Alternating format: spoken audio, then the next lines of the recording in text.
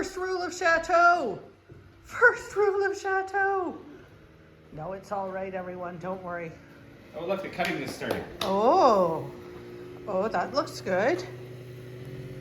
Do we tell everyone what's happening with these cryptic symbols that are happening here? Maybe it'll help everyone if I move around to the right side.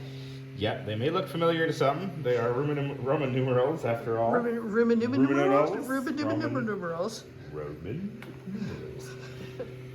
Yes, we are making numbers for a clock. Yes. To be installed in the kitchen. Yes.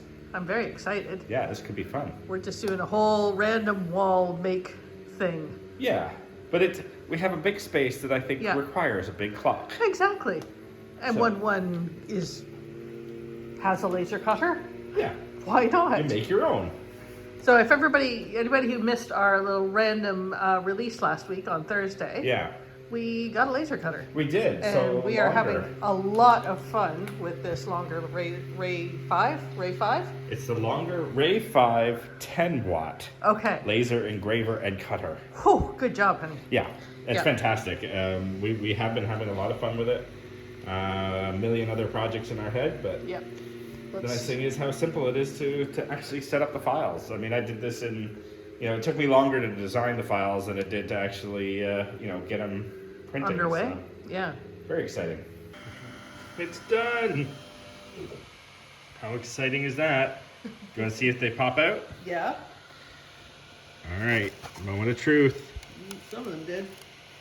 Oh, I think, no, they're all loose. Oh, they're all really close. Yeah, so I think we can definitely pop these out. First print of 2, one more to go. It's just doing the final cuts on the elements for the clock. So I've done a little design that's the peacock feather based. This will be the central block. So the middle part here is where the clock face or the clock arms will come out. And I've got to get all these sanded and looking good, and then we can start putting them up. When the laser's moving this slowly, I cannot help but think in my head of the old James Bond. It's like, do you expect me to talk? No, Mr. Bond, I expect you to die. This is the part where I am taking the pieces that came off of the laser cutter and just trying to clean them up a little bit so that, we're getting rid of some of this charring and some of the bits and the pieces that were on the sides as well. So then they'll end up looking like this, super clean.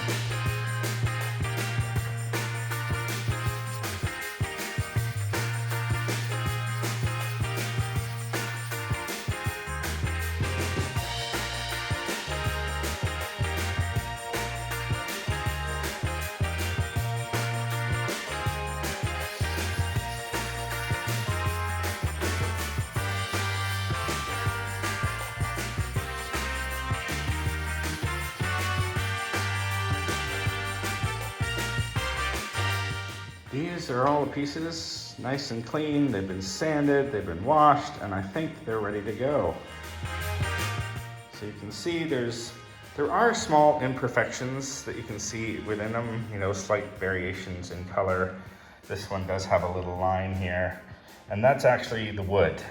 Once you start carving in, particularly when you're talking plywood like this, you never know what the second or third layer is going to look like. So, but that's okay. It just adds to the authenticity and makes it feel sort of natural and, meant to be. So we're gonna go run with it. So now we're gonna put the clock pieces together on the face, and then we'll start mounting everything to the wall.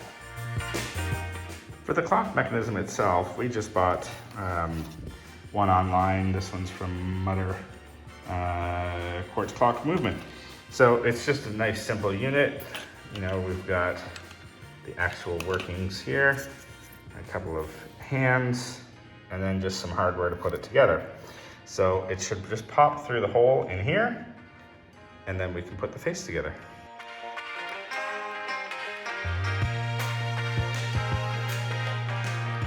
And there we go, both hands are on. You see there's a good space between them, so they should be able to move freely. Next step, get a battery in there, make sure it works.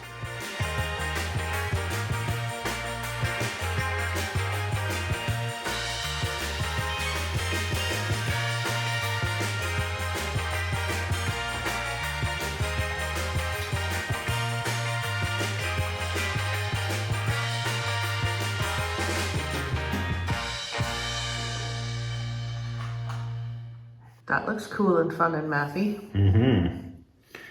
Well, someone may have seen this before when I was doing the headboards. Getting my old drafting tools out. Which is kind of fun. I love things like this. They make me happy. Make me happy too, because they're mathy. They're very mathy. Okay, now I need a pen.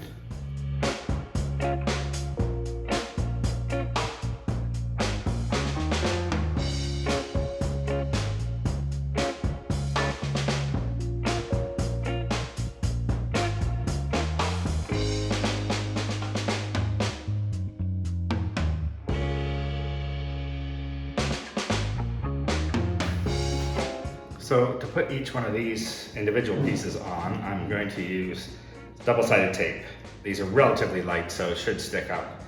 It's the same stuff that I use to put the room signs on the doors as well. So wish me luck, this should work.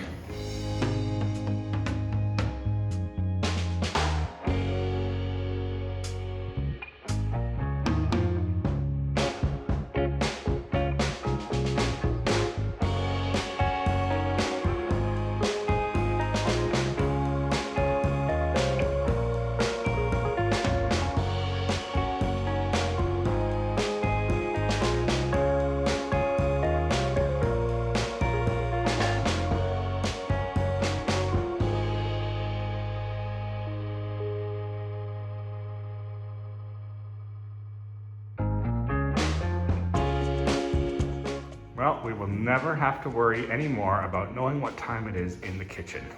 It is up. Hopefully, eventually we can put some painting around it to tidy it up, fit it in a bit more. But for right now, it's up, it's working, it's keeping time. I'm very excited. I've been told to come check the time. Look at that! Just get rid of the pencil lines. It is really big clock o'clock. That looks amazing. There you go. We now have a clock. Oh, that is a lot of fun. I can't wait to put even more sort of light and color around that. Just double checking. It's an accurate time. Look at that. What? Just in time for me to start putting this vlog together? There you go. Yeah, I'm pretty happy with the way that Oh, turned out. fantastic. That looks great. All right, just get rid of the pencil lines and it'll be done. Cool. Well, it's a lovely, bright, sunny day as I squint into the camera. I'm about to do one of my, I was going to say least favorite, but I think least competent would actually be more accurate. I'm going to attempt some gardening. As I explained to Pavlina this morning when I said I needed to get the plants that she and Jared kindly brought up to us into the ground, my knowledge of gardening extends to, I think the plants go in the ground with the green side up. So let's see if we can turn our herb garden into something more attractive. This is what I'm starting from. At the very top, you can see a little bit of rosemary and thyme, but the rest is very effectively dandelion salad, perhaps? That would be, you know, the accurate way of putting it. And we have these these plants kindly brought from Lalonde that I want to take advantage of. All right, we're starting up here because I think this is the closest I'm going to get to a level spot if I do a bit of work and rejigging. I think I'll go out to the back of the barn and get some of the stones and use it to kind of create a bit of a retaining wall maybe along here. And then we'll see how many of the herbs and whatnot that we can fit in and maybe tidy up along our dandelion salad, and we'll see if that's enough for today. I've got about 4 hours to do this before we have guests coming, so that's my time constraint for today. And let's see what we can do.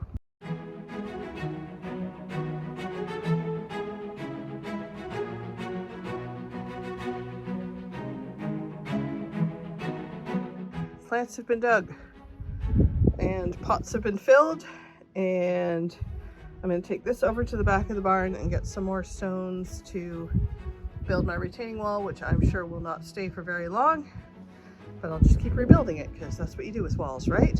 I will learn as I go. And then we will put some plants in and see if we can get this looking like a nice little herb garden. Perhaps just in time for our gourmet retreat. Delightful.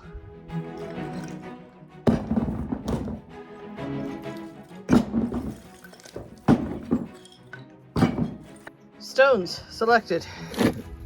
You know, not very choosingly. Stacking will happen. Hopefully it won't all roll down the hill on the first rain, but we'll find out. Hey bud, you helping? What, me? Yes, you? You're helping? Sure you are. Thankfully my actual helper is Pavlina, because I'm basically sending her texts going, are these all the herbs? And are the other ones the not herbs? So we'll see what she sends back, but I think I've got them sorted. I'm going to keep the mint because that's one I have experience with in the pot, because I do know it spreads like wildfire.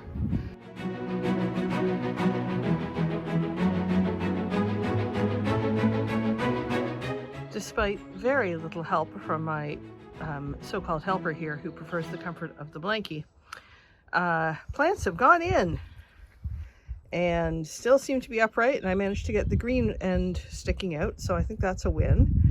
I'm sure you guys can give me tips on my placement, and probably I've put some things too close together, or maybe things that shouldn't go next to each other.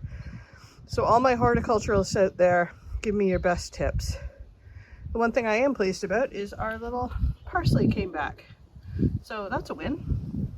And then our rosemary and thyme from last year seem to be doing all right, so we'll see how the new ones do. I'll get some water on them. All right, part one complete. I got things into the ground. There we go. Well, again, thanks to Pavlina, we have lovely blooms in the side terrace coming up, which is nice. And she and some of the previous volunteers had done some trimming. The sedum and the lily are in. I don't think the butterfly bush is quite ready to go yet. According to Pavlina, it needs more root system. So I think that's it for today, which is good because I'm starting to get a blister anyway. So we'll see how this looks when it gets sunny again. It's a lovely day though. I'm gonna go put the sign up. Oh. Very exciting.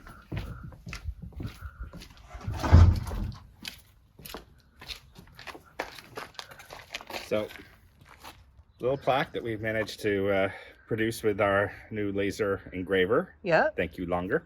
Trying to decide where to put it up. Do I put it on this column? Okay. Or this side? I think that side myself. This side makes a little more sense, I think, don't you? Yeah. Alright.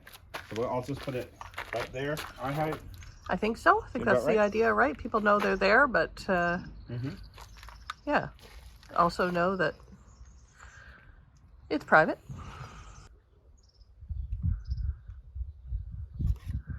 And you did treat this wood as well. You did shellac it and try to put some outside protection on it, so we're not just... No, it's been treated twice.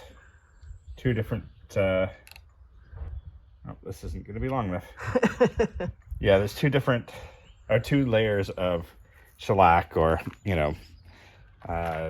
treatment that's been soaked into the wood. So okay, we'll see how long it lasts. Yep. I mean, we can always produce another one. That's exactly the beauty of this machine. Yeah.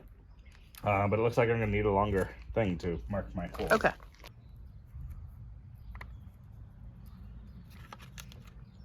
All right, I'm going to make holes in the stone. Are we okay with this? Yep, we're okay with this. It's not like there isn't already giant... Maybe easier than you thought? Yeah, this should be pretty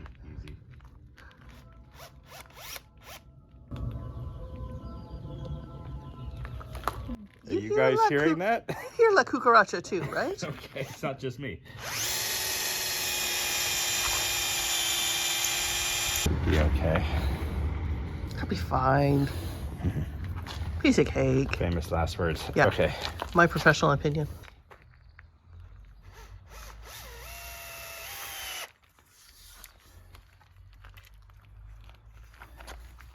What do you think? That looks great. Good job, huh? Yeah. Well, we'll see how long it lasts, as I Yep. say. You know, but it's definitely secured. Yep, And if we need to make another one, we can make another one. exactly. If we need to. That's a nice thing with this. You can try different materials and you can try Yeah. different stains and finishes and Yeah. We could actually do a metal one. ooh, yeah. That might be fun. Yeah, yeah. So there we go. Nice. Let's ring the bell. And Dexter would like us to know there's someone at the door. Yeah. Drive the dog nuts. Yep. So there we go. We are now identified. Official. So once again, I have been working away on the sign, the road sign for the chateau. And I've now cut it down to size. And let me show you what the results look like. So there you go. I decided just around the corners, cut it down to the size that it will be. I'm thinking now potentially of putting either paint or acrylic or something in the letters themselves, because the bottoms are, or the carved out sections are not perfect, and there's a couple of instances where it got a little it went a little overboard. So I may actually just fill it in with color and then stain the entire board, you know, shellac it and put it up like that. What do you guys think? What feels like day 27 of stripping the bed. We finally got the baseboard done between Steve and I. And we have plucked out this many nails and tacks. By hand, one at a time. Super fun. So just that many more to go. That's it. Here's my set of tools. This is the most important one here that I'm using for this process because it's literally one tack at a time. So if I'm really lucky, I can use this guy as a bit of leverage to get under the material and use the thickness of the material to just act as a lever to just loosen up the tack if I'm lucky. Oh, but I can't. Okay, so sometimes they come out easily and sometimes they don't. So if I'm lucky, this is the one. Sometimes this guy, which looks like a staple remover, I don't know if it is, will also wedge under there. This is hard to do with one hand and a camera and whatnot. But if there is no purchase under there, then I will use a little awl and slide it under the edge of the fabric and use my little rubber hammer to just pry this up enough that I can get one of the other two tools under it. And failing that, if it's really stubborn or if sometimes just the cap of the tack will come off and the shaft will still be in there. So then I'll have to use the pliers to pull those pieces out. And I will also use the pliers to pull out any residual staples. So if I can get that staple out, which is also handy for this tool, I will try to slide that under there to try to loosen it up a little bit. Again, difficult to do with one hand while everything's moving around.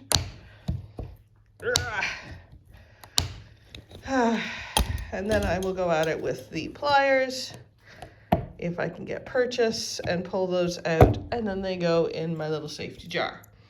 So right now it's averaging, if I'm lucky, I can get about 3 tacks a minute out. So you can do the math on that. Yeah, it's gonna take me a while.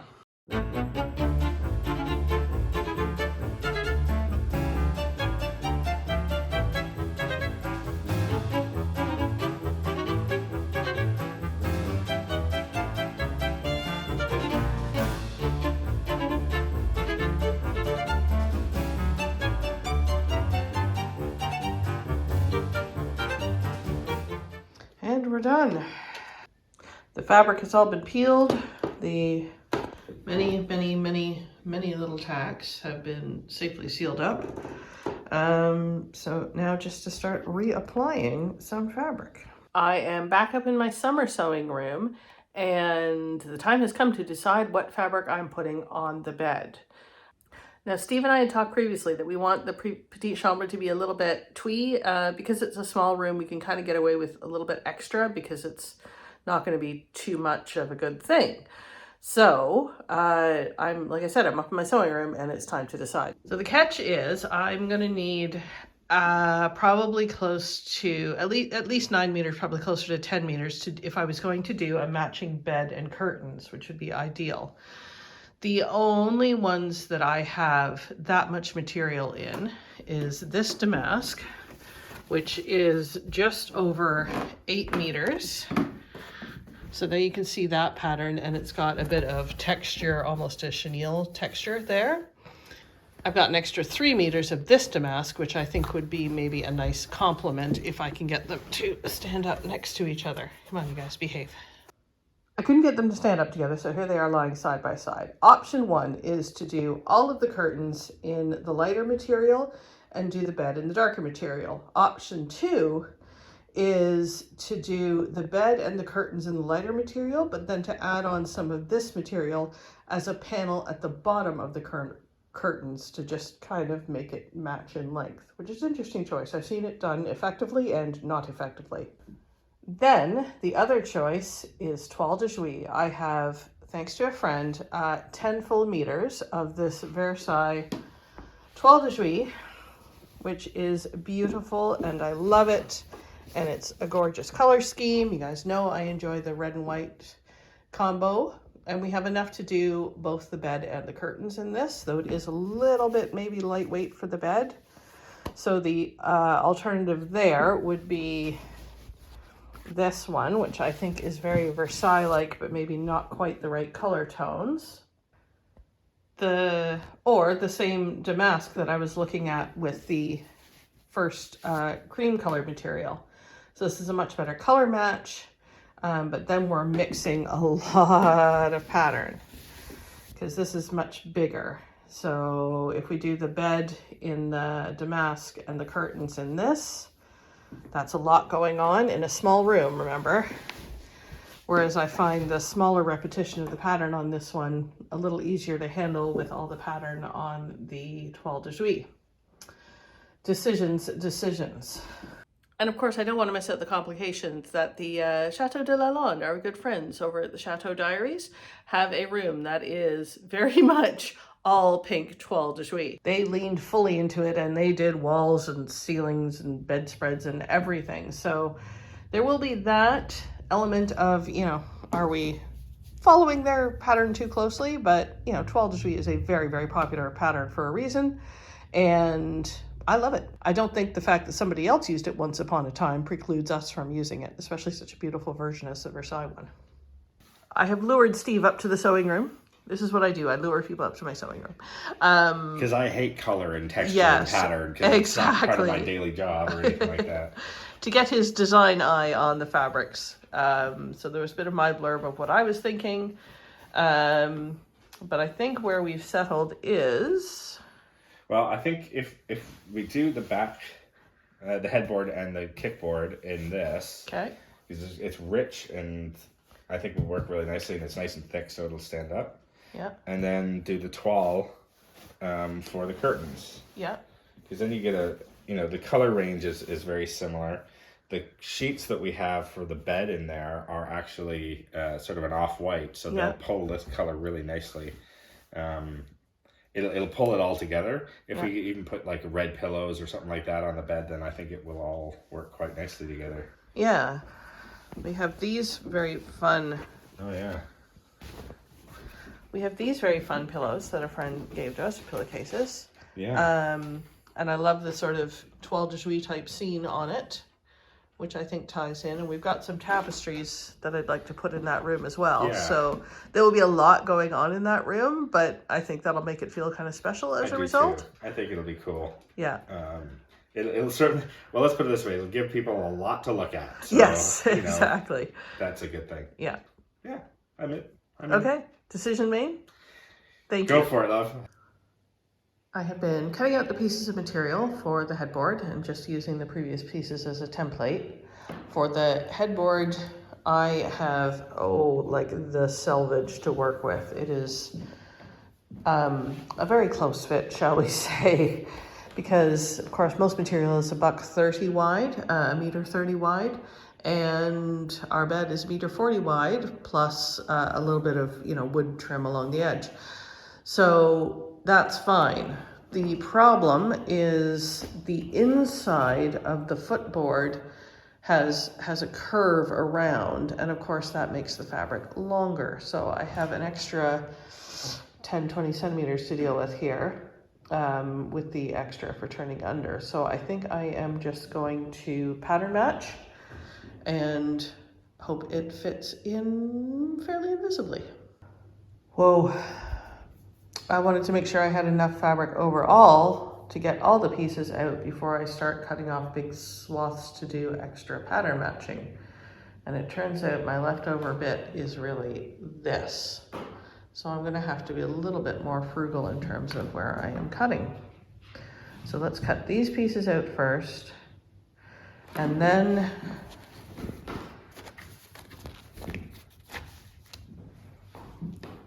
the pieces that make up the headboard. Staples are going in. You can see just how much extra material I have here. I get to turn under just the selvage. You can see I'm trying to hold and pin and stretch, but that's how much I get to turn under, is just the selvage. So hopefully that holds. I think that's coming along nicely. Looks like it's all going to fit on, which is fabulous. But I think that's going to be it for today because I have to get on with editing the video. So tune in next week and hopefully we'll have this done. Now we have a lot going on this week, so we'll see if I can get to it.